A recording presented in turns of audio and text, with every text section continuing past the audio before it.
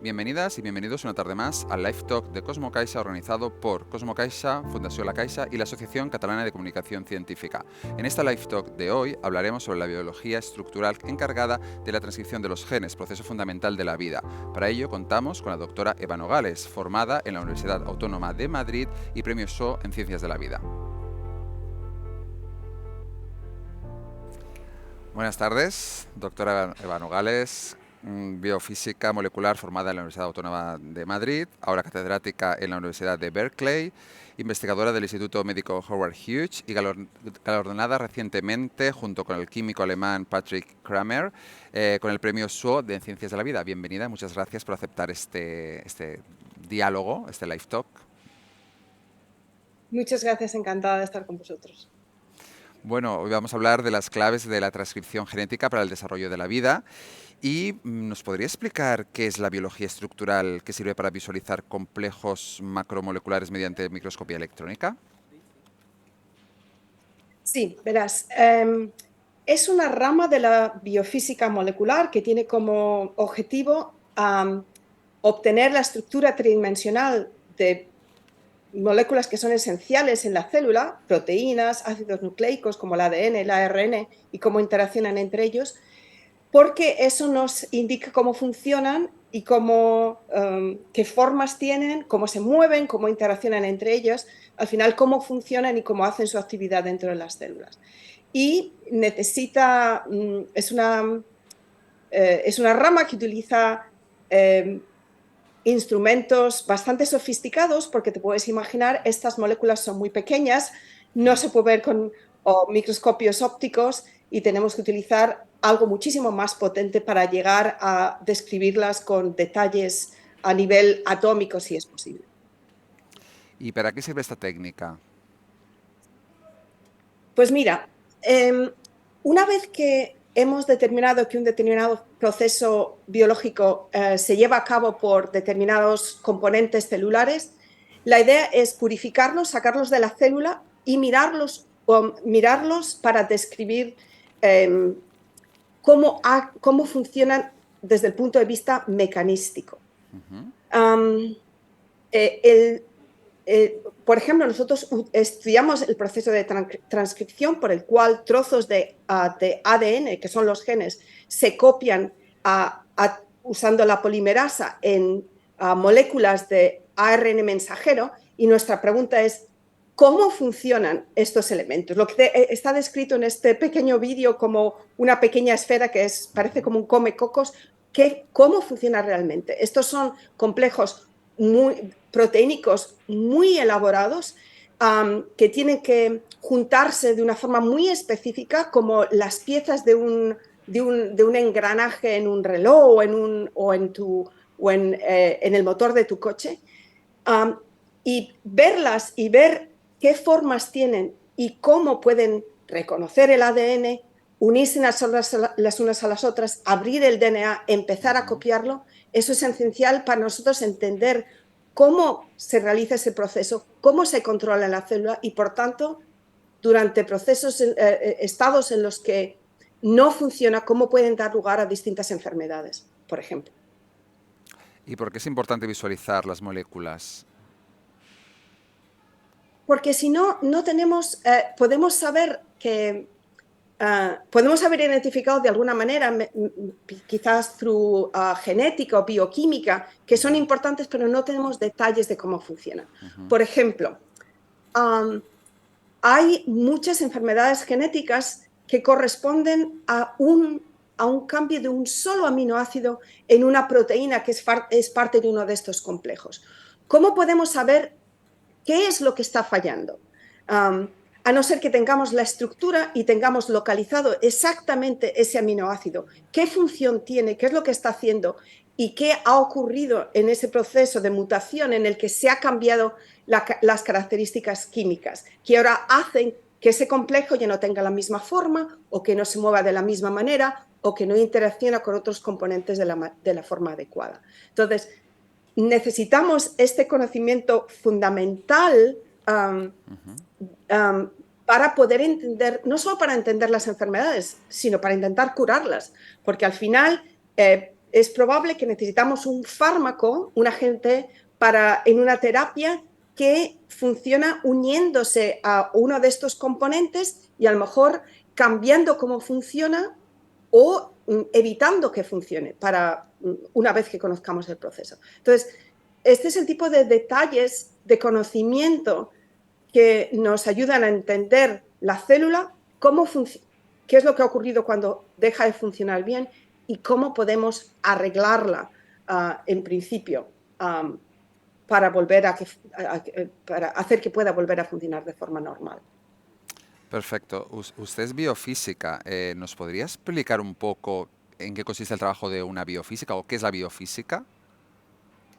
Sí, me acuerdo de una vez que estaba entrando en el aparcamiento de unos grandes almacenes y llevaba una camiseta que ponía Berkeley Biophysics y una persona que pasa me dijo, ¿qué es eso de biofísica? Y le dije, la biofísica estudia los procesos biológicos, pero utilizando principios físicos y grandes instrumentos y cálculos computacionales y matemáticos para conseguir explicarlas a nivel más mecanístico. Entonces, eso es lo que los biofísicos hacemos. Queremos entender procesos biológicos, pero de una forma muy cuantitativa. Ujú. Al final, entendiendo cuáles son los procesos químicos y físicos, los movimientos, las fuerzas, los enlaces químicos que ocurren y que dan lugar, que hacen que estas moléculas biológicas y su entorno, al final la célula completa o el tejido o el organismo funcione.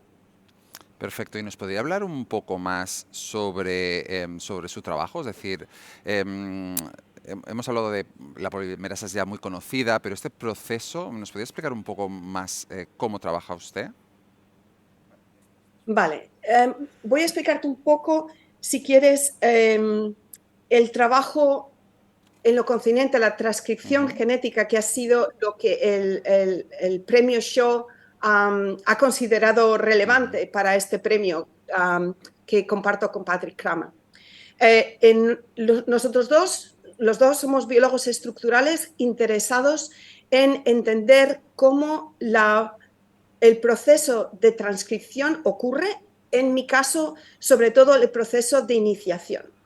Um, yo creo que todo el mundo ha oído hablar del genoma humano. El genoma Ujú. humano es básicamente las moléculas de ADN que contienen toda la información que la célula necesita um, para poder funcionar. Es la información que heredamos de nuestros padres y que tiene todo, y que básicamente codifica por todos los componentes que son necesarios para que nuestras células y por lo tanto nuestro organismo funcione.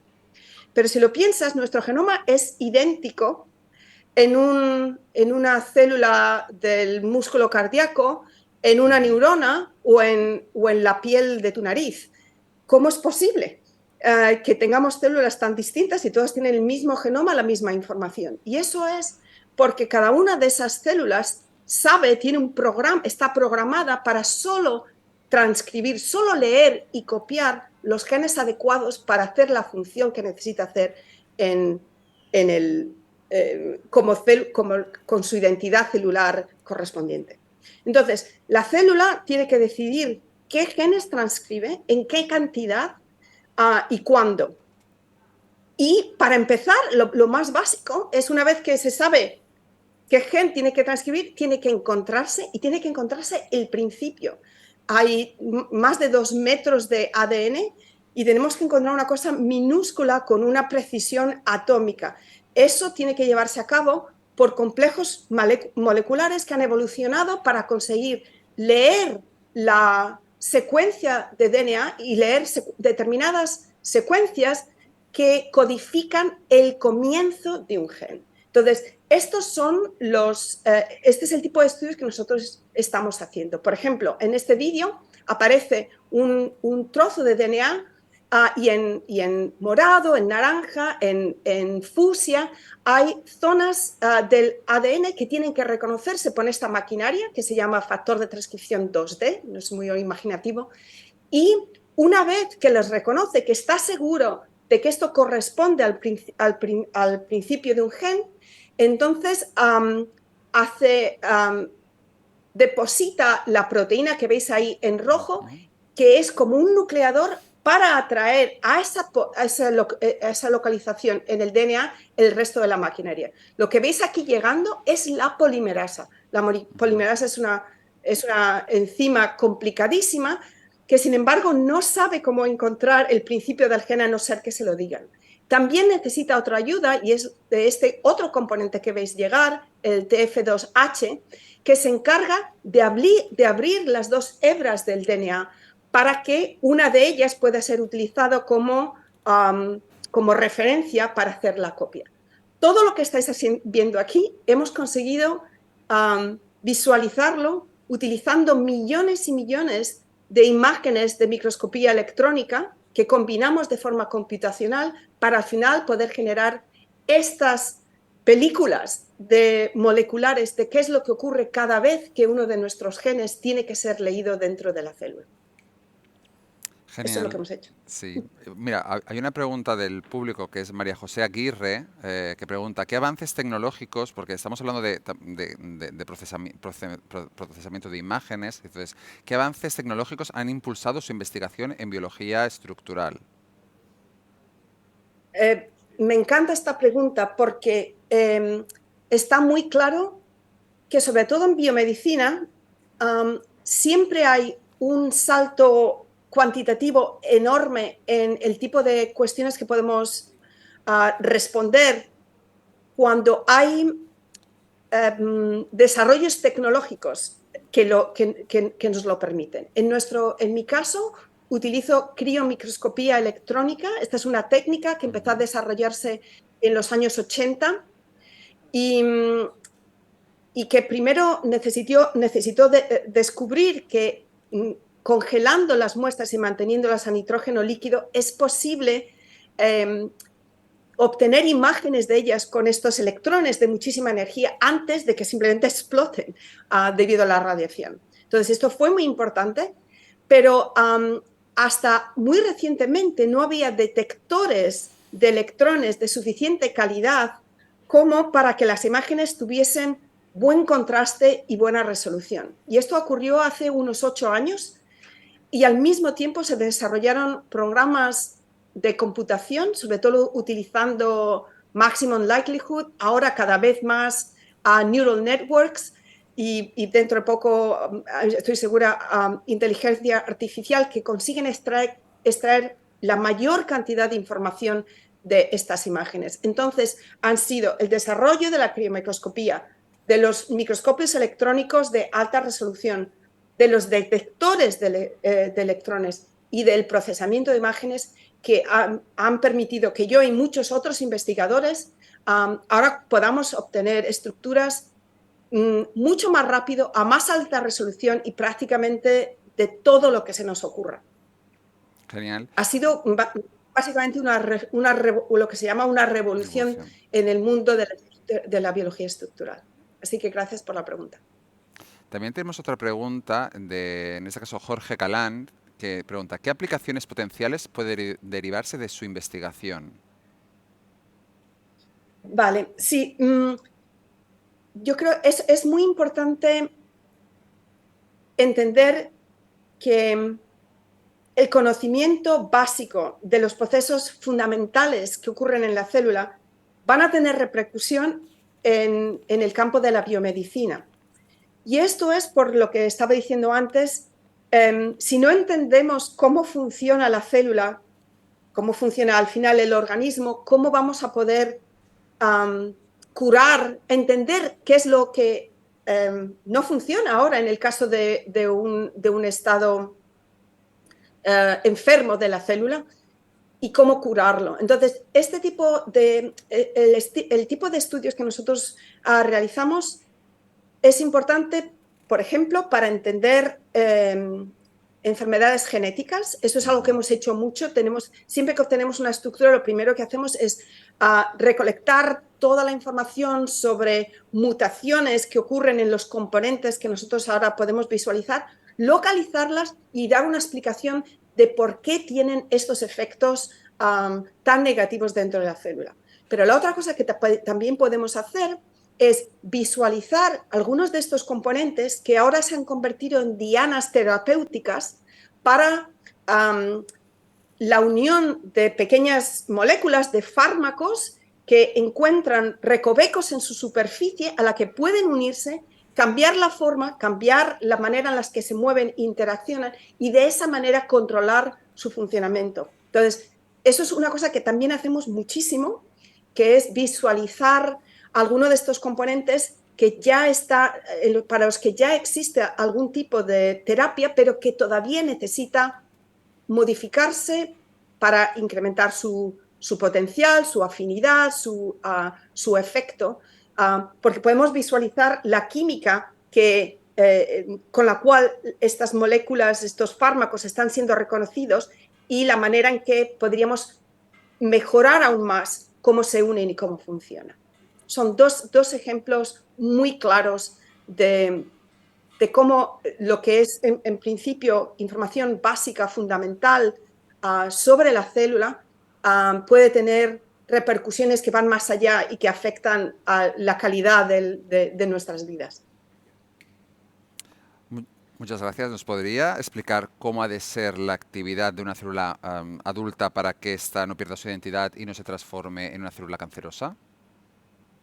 Perfecto, me gusta mucho esta pregunta porque además en mi laboratorio trabajamos con distintos componentes celulares que participan en controlar este tipo de efecto. Antes os contaba cómo el genoma es el mismo para todas las células de nuestro cuerpo, pero cómo cada célula se especializa durante el proceso de desarrollo embrionario y se mantiene durante la vida del organismo para tener una determinada identidad, para trabajar como piel, como hueso, como célula en la sangre, como neurona. Y esto requiere el control de cuáles son los genes que esa célula está transcribiendo en un determinado momento.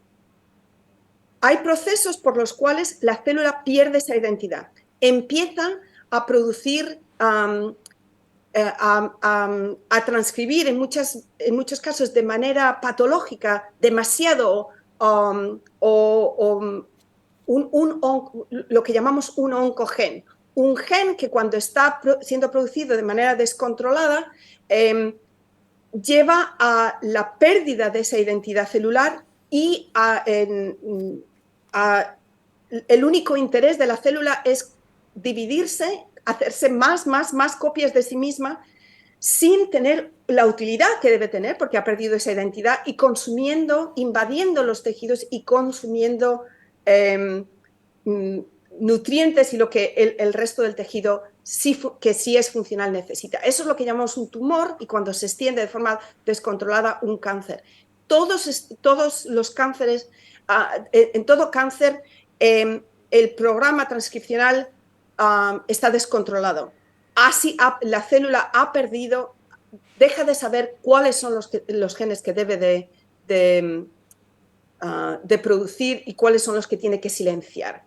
Entonces hay muchísimo trabajo que se está utilizando para entender qué es lo que ocurre, qué es lo que ha ido mal, pero también cómo podremos de alguna manera manipularla para silenciar ciertos genes o para poder hacer lo contrario, hacer que se expresen genes que van a controlar este proceso y terminar con la vida, con este crecimiento descontrolado de la célula. Entonces, la transcripción genómica es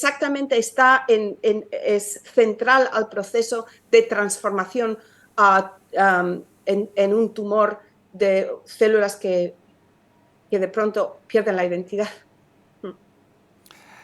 Hemos hablado de cáncer, pero nos preguntan, María José Rangel, si se ha utilizado esas tecnologías, esas técnicas en enfermedades neurodegenerativas. Habla de un caso concreto en enfermedades de la motoneura como la hiperesia espasmática familiar. No sé si es concretamente en esa enfermedad se ha estudiado o en general en las enfermedades de motoneura. Sí, no Motoneurona, perdona. tengo conocimiento específico de esta enfermedad en particular. Puedo decir que sí, que esta técnica es aplicable de forma muy general, sobre todo con los últimos desarrollos tecnológicos. Entonces, sí se está utilizando muchísimo en el estudio, por ejemplo, de receptores neuronales, en estudios que tienen que ver con actividad neuronal que se ve afectada en la vida adulta, como son tauópatis, como Alzheimer's, por ejemplo. Yo trabajo en una proteína que se llama tau, que normalmente funciona uniéndose a los microtúbulos, que son como autopistas que conectan la parte central de una neurona um, a través de todo el axón hasta la parte donde se realiza la sinapsis con otra neurona o con un músculo o lo que sea. Estos microtúbulos tienen que estar estables para poder mover componentes celulares de un lado a otro del axón y para el funcionamiento normal de las neuronas y la actividad neurológica. Y tau es muy importante en esta función. Yo he conseguido, por ejemplo, utilizando microscopía electrónica, visualizar tau unido a microtúbulos en su forma funcional, pero ha habido otros investigadores, por ejemplo, Josias en Cambridge, que ha visualizado qué ocurre cuando tau, que está mutado o que está modificado químicamente, se despega de los microtúbulos y forma placas que dan lugar a la enfermedad de Alzheimer. Y de hecho, ellos están obteniendo de pacientes post-mortem estas placas y visualizándolas para poder entender mejor qué es lo que está ocurriendo con tau, con esta proteína en el proceso de la enfermedad y por lo tanto dar información de cómo podríamos diseñar fármacos que rompan estas placas o que prevengan su formación. Así que absolutamente, este es solamente un ejemplo que es un poquito más cercano a mí. Absolutamente este tipo de metodología se puede utilizar para estudiar los componentes que se han estropeado, si quieres, o cómo funcionan los componentes que sí no funcionan correctamente, dan lugar a enfermedades. Aplicación muy, muy, muy general. Perfecto, hemos visto entonces que sí que serviría para enfermedades neurodegenerativas, pero también nos preguntan, Berta Montané nos pregunta, ¿por qué aparecen, bueno, sí, tendría alguna aplicación también para enfermedades autoinmunes, y por qué aparecen estas enfermedades autoinmunes? Vale, esta es una pregunta para inmunólogos, para mis compañeros inmunólogos. Pero lo que puedo decirte es que esto también está estudiándose muchísimo desde el punto de vista de la biología estructural. El sistema inmunológico es muy complicado. Ha evolucionado para poder distinguir la presencia de agentes externos, de virus, de bacterias, de otros patógenos, y reaccionar contra ellos, atacarles, destruirles antes de que nos afecten. Pero de vez en cuando este proceso se equivoca. El sistema inmunológico también ha evolucionado claramente para reconocerse a sí mismo, reconocer componentes que son de nuestro cuerpo y no atacarles. Pero una enfermedad este tipo de enfermedades al que te refieres son aquellas en las que estos sistemas moleculares no funcionan y ahora, en vez de reconocer componentes de nuestro propio cuerpo como soy yo, no tengo que destruirlo, creen que son patógenos y reaccionan contra ellos, los atacan, causan inflamación y al final afectan de forma muy negativa a cierto tipo de tejidos. Esto es lo que yo sé a nivel no muy fino de estos procesos, pero sé que todo esto está basado en reconocimiento molecular. Hay receptores en estas células inmunológicas que tienen que reconocer y actuar de manera diferente dependiendo si lo que ven es una secuencia, por ejemplo, de proteína que se reconoce como propia, o una secuencia de proteína o un trozo de ácido nucleico que está en el lugar inadecuado en la célula y que por lo tanto tiene que venir de un patógeno. Entonces, hay muchísima gente que estudia esto, no es especialmente mi caso, pero estos procesos moleculares, al final, este tipo de detalle a nivel atómico se requiere para entenderlo y para entender qué es lo que ha ocurrido en un paciente que tiene que sufre de estas enfermedades, que ahora hace que se confunda y reconozca su propio cuerpo como un invasor. Perfecto. Martín Paitubi nos hace una pregunta sobre ¿podría comentar la identificación y el funcionamiento de los genes Hox en la configuración del organismo en la fase embrionaria? Sí, es una pregunta excelente. Hay muchísima gente que trabaja en el campo de la biología del desarrollo que han determinado factores de transcripción que son claves para establecer determinados patrones de expresión genética. Es lo mismo lo que a lo que ya me he referido varias veces. ¿Cómo se puede controlar qué genes son transcritos, son copiados y son utilizados por la célula para dar a cada célula el carácter que necesita, su identificación, sus propiedades? Y Hox es uno de estos factores de transcripción clave que, que al final tiene como función establecer esos patrones, o sea, decir a estas maquinaria que os he descrito con ese vídeo, dónde tiene que ir para empezar la transcripción de qué genes. Eso es un trabajo que no se hace en mi laboratorio, pero que está muy cercano a lo que yo hago porque corresponde a la regulación desde el punto de vista tanto temporal como espacial de cuándo y cómo este tipo de mecanismo funciona, donde dentro del genoma se van a ensamblar estos complejos para empezar a copiar los genes que están bajo el control del factor de transcripción OX en un proceso, en un momento adecuado durante el proceso de desarrollo. Eso es todo lo que puedo deciros. Perfecto. Tenemos otra pregunta de Xavier Comte que dice, ¿funciona de la misma manera o parecido la copia de ADN en las personas como en organismos mucho más simples como bacterias o virus? Muy bien.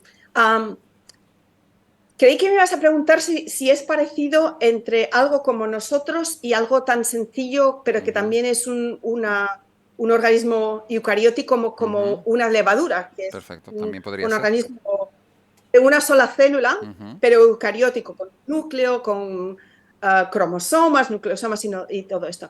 Y en ese caso sí, la respuesta es de forma muy parecida. De hecho, Patrick Kramer empezó haciendo sus estudios en levadura y mientras nosotros los hacíamos en humanos y muchos de sus papers eran demostrando que lo que él había visto con levaduras era muy parecido a lo que nosotros habíamos visto para humanos. Cuando pasamos a bacterias, completamente diferente. ¿Okay? En bacterias la polimerasa es muchísimo más sencilla, la ARN polimerasa son 4 subunidades en vez de las 12 que utilizamos en levadura y en humanos, y solo necesita un factor de iniciación que se llama factor sigma, cuando nosotros necesitamos docenas de otros de factores para conseguir que la polimerasa llegue al lugar adecuado. Y también la regulación es muchísimo más complicada en organismos eucarióticos y en ese caso también en humanos más complicada, diría que en eucariotes. Los virus han simplificado el proceso de manera dramática y normalmente es una sola proteína que hace la copia. Los virus tienen genomas que son muy, muy pequeños, con lo cual no pueden utilizar 12 genes para simplemente producir la maquinaria que lee los genes. Entonces han simplificado muchísimo más. Así que eucariotes, desde levaduras a humanos, muy parecido, bacterias muy simplificado. Los virus son realmente másters en la simplificación más absoluta, en la economía más drástica para hacer lo más con lo menos, el más daño posible con la menos cantidad posible de su propio genoma y de sus propias proteínas. Perfecto. Tenemos otra pregunta, en este caso de Francisco Javier Corral, que pregunta sobre si la contaminación, los productos químicos, los componentes de los alimentos, dice, en algunos casos puede modificar todo este proceso y evolucionar hasta provocar malformaciones precursoras del cáncer. Sí, esta es una buena pregunta que llevaría muchísimo tiempo responder y que requeriría de expertos en muchos campos diferentes. Pero lo cierto es que todos los procesos biológicos que nosotros vemos ocurren en un contexto metabólico de la célula. Si nosotros estamos expuestos a distintos agentes químicos que pueden penetrar la célula y que pueden unirse a algunos de estos componentes y cambiar la manera en que funcionan, por supuesto, estarán afectados. Claramente hay incluso elementos que lo que hacen es dañar el ADN. El ADN es el principio de todo. El ADN es el que se copia para hacer el ARN mensajero que luego se traduce a proteínas, enzimas y componentes de la célula. Tú imagínate, hay muchísimos agentes que están constantemente, agentes químicos, radiológicos, por supuesto, que están constantemente bombardeando nuestro genoma y dañándolo. Y, por supuesto, hemos vivido en este contexto por mucho tiempo. Los organismos han desarrollado métodos para contrarrestar estos efectos dañinos en nuestro genoma, en algunos casos para eliminar o reducir el daño de productos tóxicos, pero si producimos estos agentes químicos en cantidades enormes y nuevos, nuestras células, nuestros organismos no tienen la capacidad ni de aislarlos ni de reaccionar al daño que nos pueden hacer. Así que, por supuesto, siempre hay posibilidades de que determinados agentes en determinadas cantidades puedan ser dañinos, puedan hacer un daño que nuestras células y nuestro organismo no ha evolucionado aún para conseguir eliminar o adaptarse a él.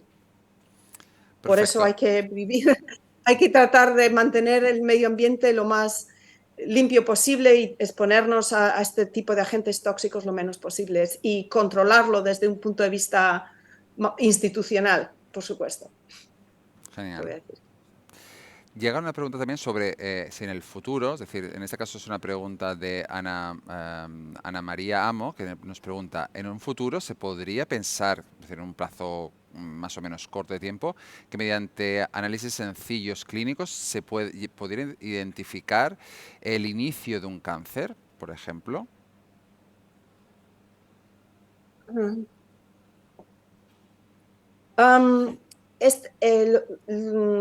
Lo mismo, o sea, voy a darte mi opinión. Este es un campo que se aleja un poquito de lo que yo hago, pero desde el punto de vista de la biología molecular y la biología estructural, lo que los científicos intentan hacer es determinar la presencia de elementos biológicos anormales y que se correlacionan con el principio de cáncer para luego poder utilizarlos como método para detectarlos. O sea, si yo sé que una determinada proteína solo se produce o se secreta, va a estar presente en plasma, en la sangre, en condiciones donde un cáncer se está iniciando, puedo utilizar métodos ahora que con análisis de sangre, por ejemplo, puedan, aunque existan en cantidades muy, muy pequeñas, es posible detectarlos. Entonces, hay dos etapas. Primero, una es el conocimiento biológico, el estudio en el contexto de un determinado cáncer de cuáles pueden ser los elementos que nos alerten cuando estén presentes, que se correlacionen con este estado inicial del cáncer.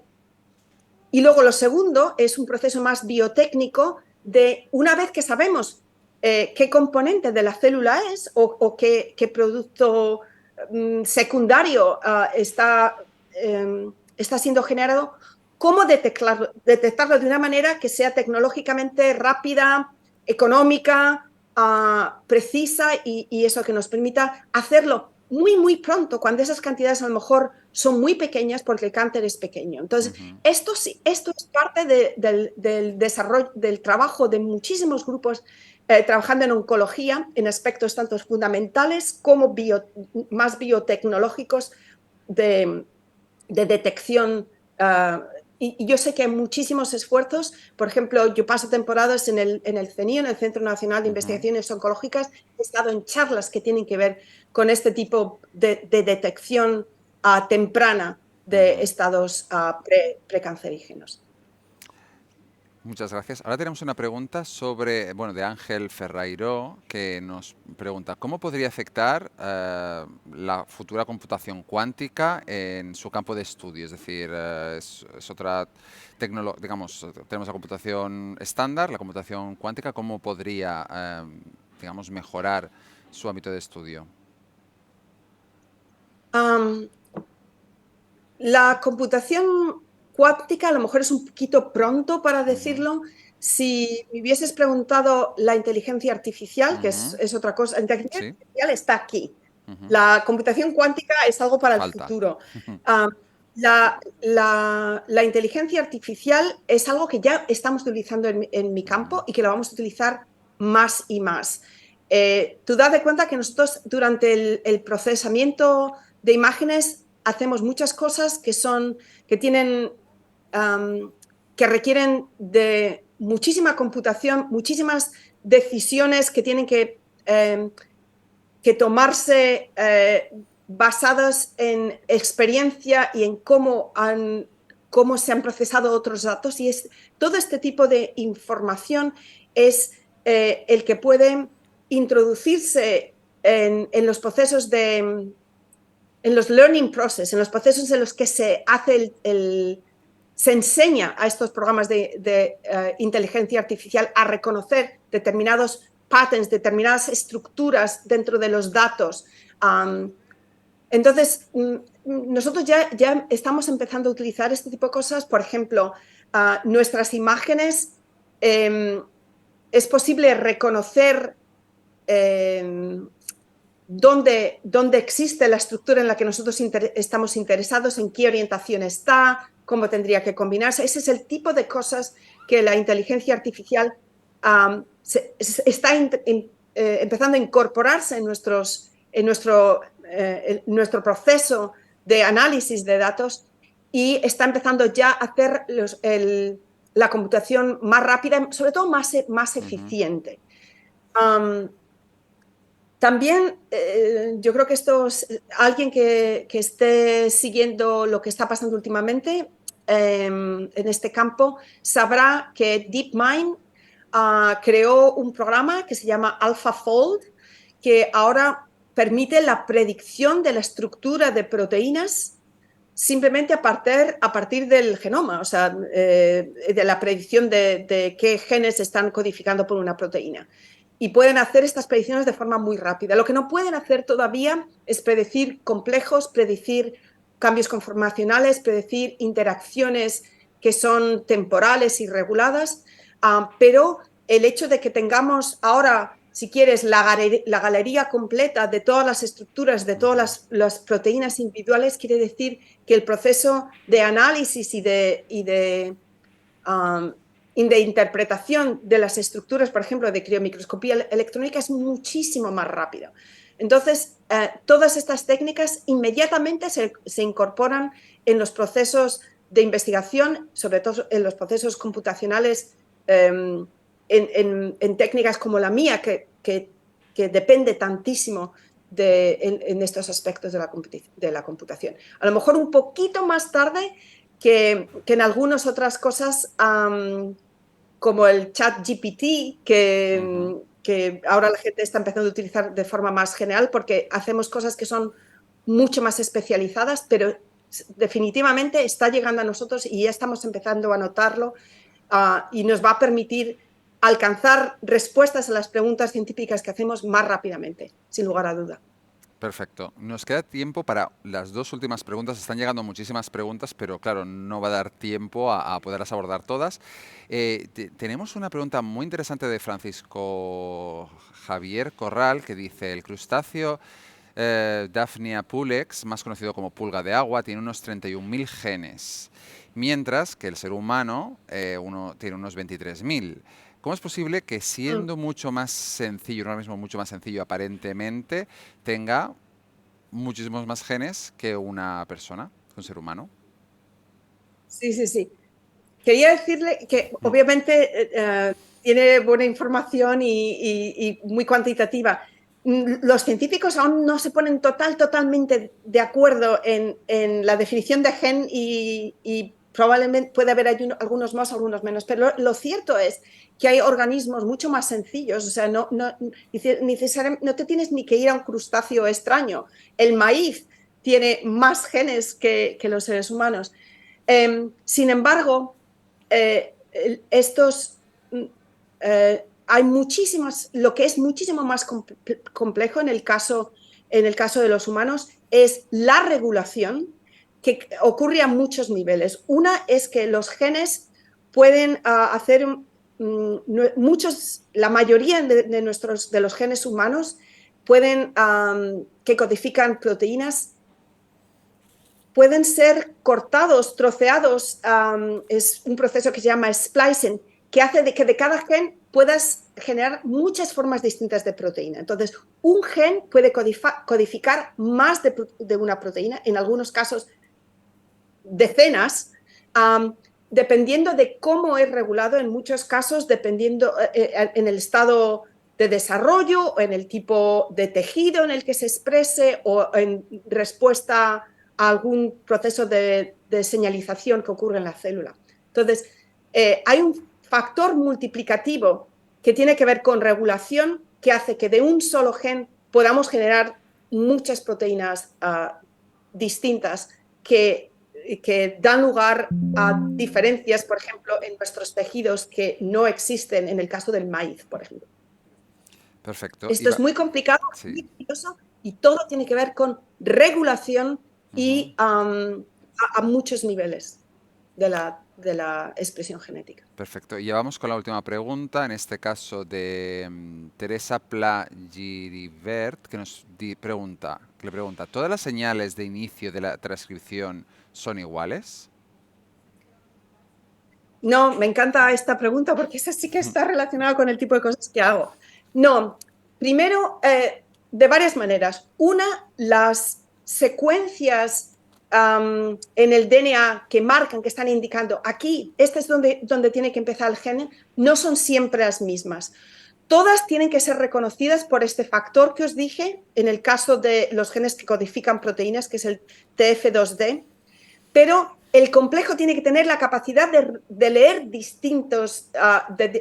distintas secuencias que marcan este factor de iniciación. Pero lo más importante es que esas secuencias se encuentran en un contexto mucho más amplio, donde hay otras, otras secuencias, otros motivos, otros caracteres en el ADN, que lo que hacen es reclutar factores de transcripción que son específicos de genes o de grupos de genes que van a marcar cuándo, dónde y con qué frecuencia se va a transcribir, se va a copiar ese gen. Entonces, eso es lo que puede ser completamente distinto de un gen a otro. Y hay gente que se dedica de por vida, a lo mejor toda su vida científica, a determinar cuáles son esas secuencias, qué es lo que marca lo que se llama un promotor. Tanto el que marca dónde se va a ensamblar estos complejos, que incluyen a la polimerasa, pero también de forma más extensa ese contexto que marca los demás factores que van a contribuir a regular cuándo, dónde y en qué cantidad se ensamblan estos complejos, se atrae a la polimerasa y se le hace transcribir ese gen. Nunca, una vez, muchas, ahora, dentro de un tiempo, de forma coordinada. Ahí es donde está lo interesante de alguna manera. Así que muchas gracias por esa pregunta. La variedad está al gusto y todavía estamos descubriendo distintas variedades. Perfecto, pues finalizaríamos la live talk aquí. Ha sido una live talk súper interesante. Hemos aprendido muchísimas cosas sobre las claves de la transcripción genética en el desarrollo de la vida. Muchísimas gracias, doctora Eva Nogales, por atendernos esta tarde. Que vaya muy bien por Berkeley y esperamos verla muy pronto por aquí, por Barcelona o por Madrid, que sabemos que viene a menudo para trabajar con los equipos que previamente ya había trabajado. Entonces esperamos verla y seguimos en contacto. Muchísimas gracias. Muchas gracias a vosotros. Hasta luego.